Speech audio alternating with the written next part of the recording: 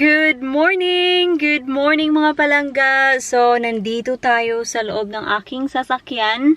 So, papunta ako sa trabaho ngayon. Wala akong trabaho pero pinatawag kami ng management. Hindi ko alam kung bakit. So, I presume I just have to expect the worst. So, anyway, nandito ako sa outside gate. So, maglalakad na lang ako sa building kasi dito ko na lang pinark yung sasakyan ko kasi it will be busy later and pupunta din ako ng boat tour mamaya. So, maglalakad na lang ako. It's a good exercise and it's a good weather today. Ngayon, ano oras? 8:45 na pa? 8:45 na. Pero, yung weather is 21 degrees. So, diba? Ang ganda ng weather. 1 hour later. Nandito na tayo sa bahay. So, yun, sabi ko nga na expect the worst. Yes. Hindi ko na lang siya pag-uusapan dito kasi private. Hello! I'm here! Hi. Steak. Steak. 2 slices of sirloin steak. So, that's our tea tonight.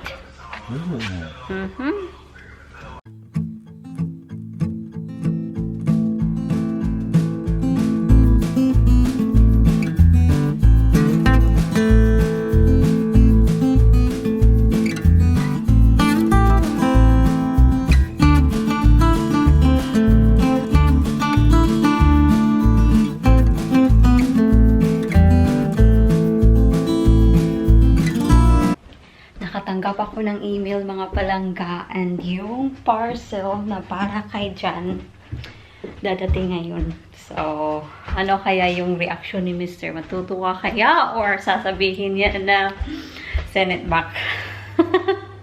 Kasi sabi talaga niya na stop wasting money. Hindi naman ako nagwe-waste ng money pero binili ko siya kasi feeling ko kailangan niya. Itong taong na to kasi, si Mr. Want more coffee? Yes, please. Si Mr. Hindi yan bumibili until na yung damit niya meron ng bukas ba. Are you ready? Of course. It will arrive today. It does? It will arrive today. Does it? I still don't know what it is though. What it is? You might book me a nice holiday somewhere. I can't afford to do that. No. I thought I married a Philippine heiress. Anyway, mga palangga, ipapakita ko lang sa inyo yung leggings. Ito. Do you like my leggings? I like the color. Very nice. And ano siya? Mid-waist. Yeah. Very comfortable. Yeah. That's why lately or mga 2 years na siguro nagsisimula na akong mag-wear ng leggings instead of jeans. Kasi minsan kasi yung jeans is very uncomfortable lalo na pag may nakain kang marami. Humihigpit talaga. So, ayun. Leggings na. Sorry mga palangga, you're against the light.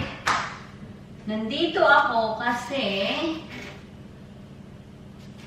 gusto kong gumawa ng strawberry shake mamaya.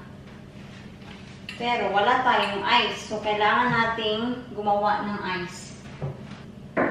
And I think, last time na nakita ko yung pulmaka ng ice natin, dito siya. Here you go. Nahulog yung seeds. Hindi kayo nagpo-focus.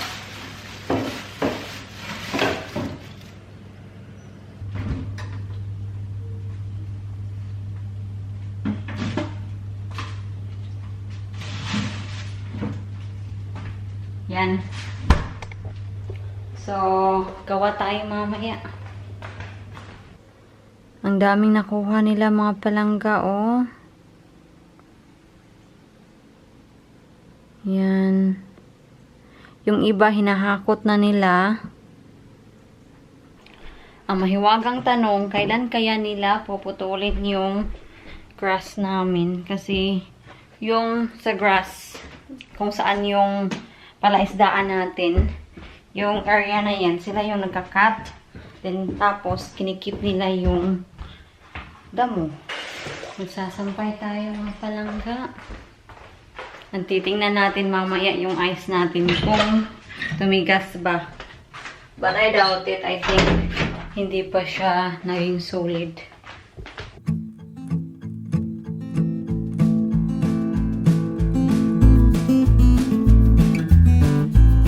Titingnan natin kung matigas na ba.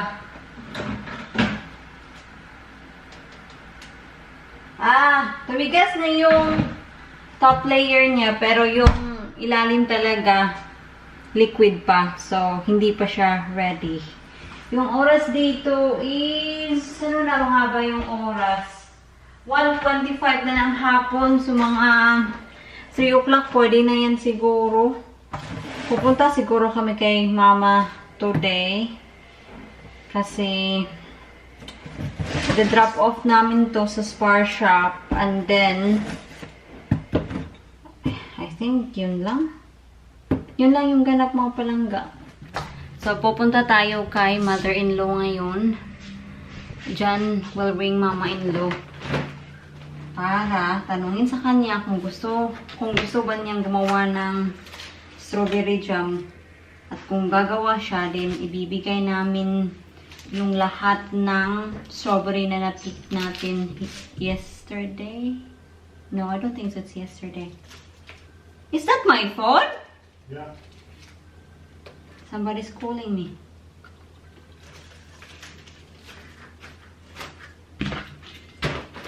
I'm in the middle of eating my chocolate.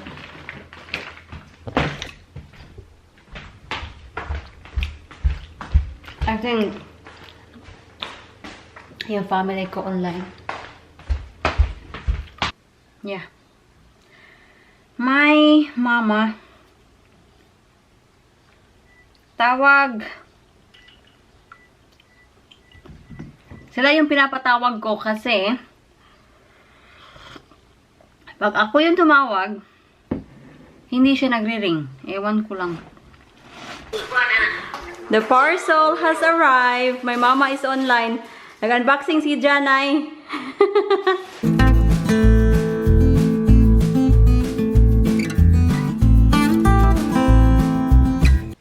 Thank you, darling.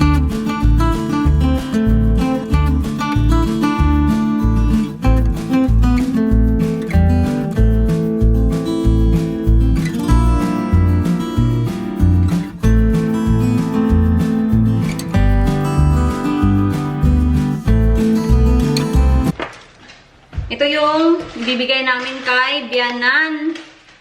Ang sakit talaga sa tainga. Ito kasi, yung frame niya, metal. Yung isa is plastic. And some of you were saying, baka daw tight yung ano niya ba? Pa-adjust daw. I don't know.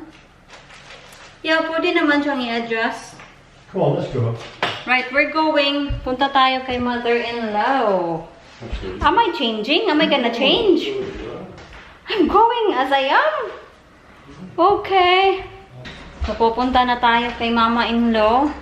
Nasabi ko ba sa inyo, papasensyahan nyo na, hindi ko na talaga malala yung mga pinagsasabi ko kasi online yung family ko. At pag online sila, nai-excite talaga ako mga palangga. So, anyway, kung hindi ko pa nasabi, bibigay ko to lahat kay mother-in-law para makagawa siya ng strawberry jam. Oh, and one thing, sabi niya na yung chair, it's no good for her. And we know it. Nandito na tayo. Busy yung car park nila, kaya ayun, pahirapan ang mag-park.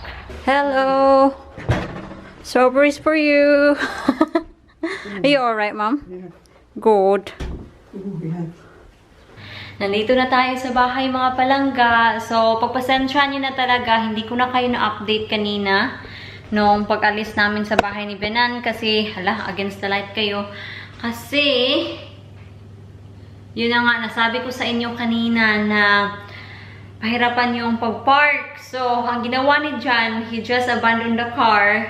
And then, nagmadali kaming pumunta sa bahay ni Bianan para kunin yung chair. Kasi sabi talaga ni Bianan na she cannot cope with the chair.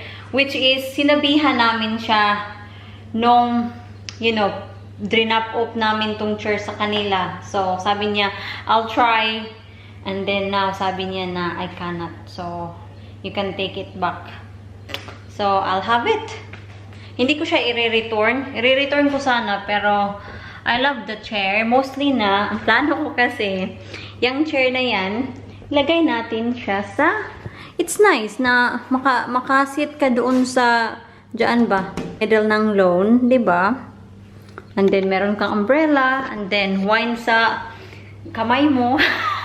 Wine talaga. Ang lakas ng loob mo, girl. Kala mo umiinom ka. Hindi ako umiinom. Well, umiinom ako, pero a glass of wine is enough for me. So, anyway, yung tea natin is meron tayong mushroom, kamatis, fries, and tadadan! Steak. Yan. Kailangan ko tong i-marinate mga palangga kasi tomorrow magba-barbecue tayo. Kasama si Bianan. Kasi nung last time na nag-barbecue tayo lang kasi hindi pa pwede.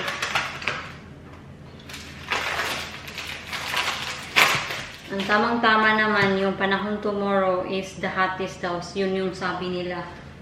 So, let's see kung the hottest ba talaga. I'm not sure mga palangga if this is a good idea, pero yung pork belly natin still frozen. But I think naman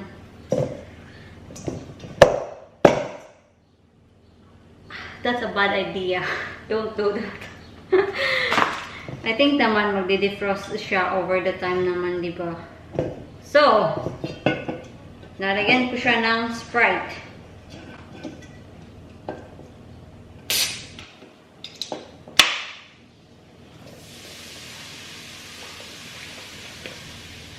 Hindi ko ubusin yung Sprite kasi iinumin ko.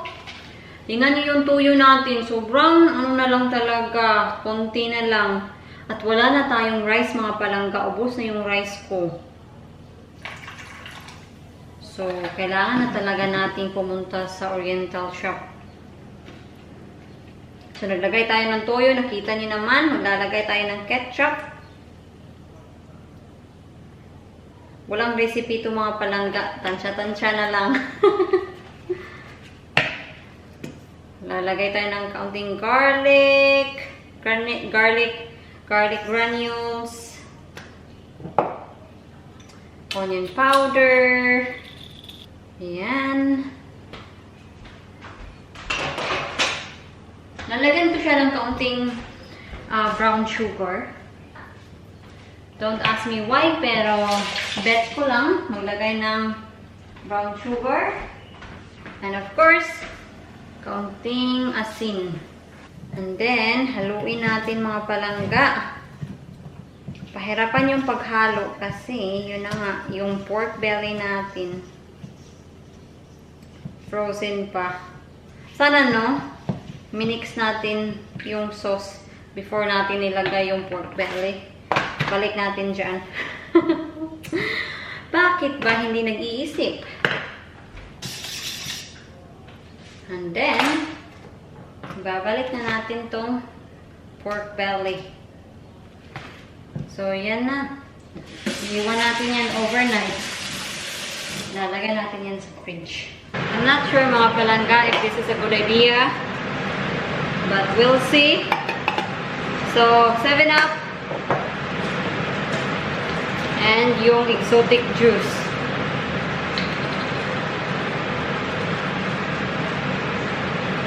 So, resulta, naging royal. Pwede. Hala. Dali lang. Yung steak natin, umusok na.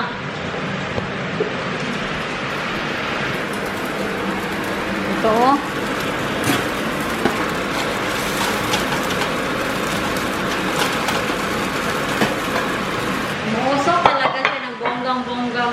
palangga.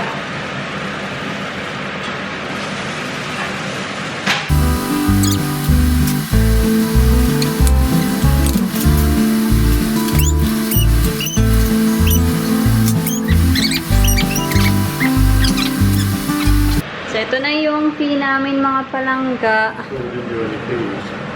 Yan, I forgot about it. Later. Dito lang tayo sa barbecue house mga palangga. Magre-relax.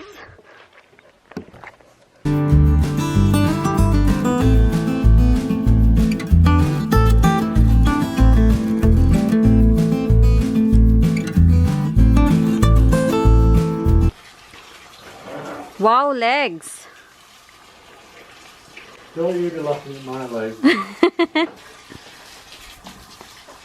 Hello, Pipa! Tingnan niyo yan. May dala na namang bato.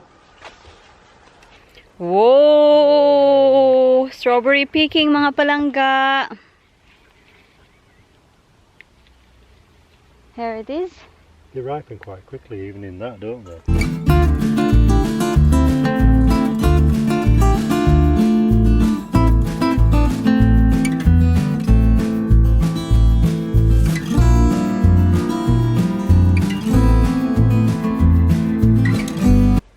This is it mga palangga.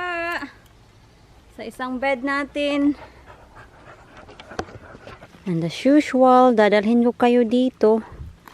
Kasi mas easy nyo kasing makikita dito. Yan oh. Wow.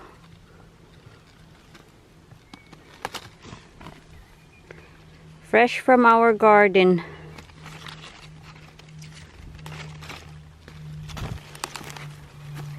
Yan. You know, I really thought they're not gonna bear fruits this year, hun. Why? Because we just transplant them this year. There. It's getting fuller. Hello, girls. Oh, they're patiently waiting.